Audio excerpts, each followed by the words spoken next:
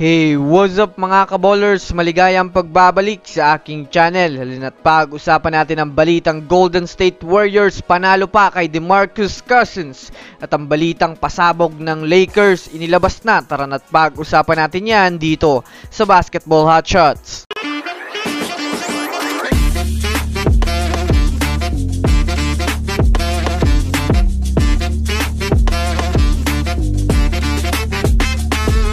Una nga muna tayong dumako mga kaballers sa kupunan ng Los Angeles Lakers. Matapos nga po ang mahabang trade season, ay sa ngayon nga po mga kaballers ay maraming mga players ang naililink sa Lakers kahit man nga po tapos na ang trade deadline.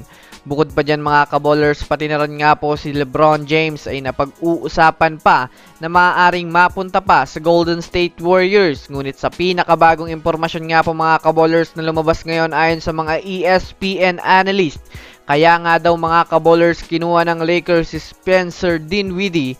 Ito ay dahil na rin magkaroon ng Lakers ng solidong point guards, mapa-starting lineup man o second unit. Kung susumadayan natin mga kaballers bago pa man nga po magtapos ang trade season, ay puro point guard na nga talaga ang tinatarget ng front office ng Lakers dahil na rin mga kaballers sa ito nga po ang kanilang pangunahing problema sa kanilang lineup. Ngunit sa pagkuha nga po mga kaballers kay Spencer Dinwiddie, kapag hindi nga daw nagkampiyon itong team na ito, ay posibleng bitawan nila kaagad at mag-rebuild na ng panibagong lineup.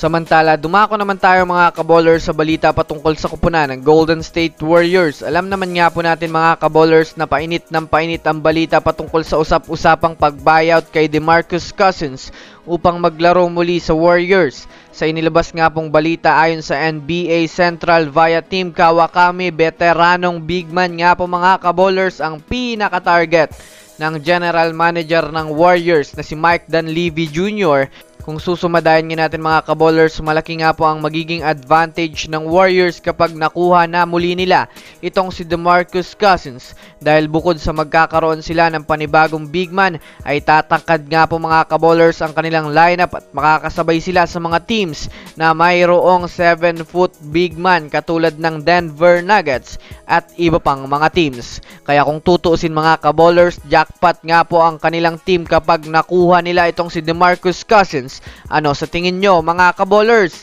So yun lamang mga kaballers, yan lang naman ang pag-uusapan natin ngayon. Pindutin ang subscribe and hit nyo na rin ang notification bell para sa mga susunod na updates sa mundo ng basketball. Again, this is Basketball Hotshots. Thanks for watching.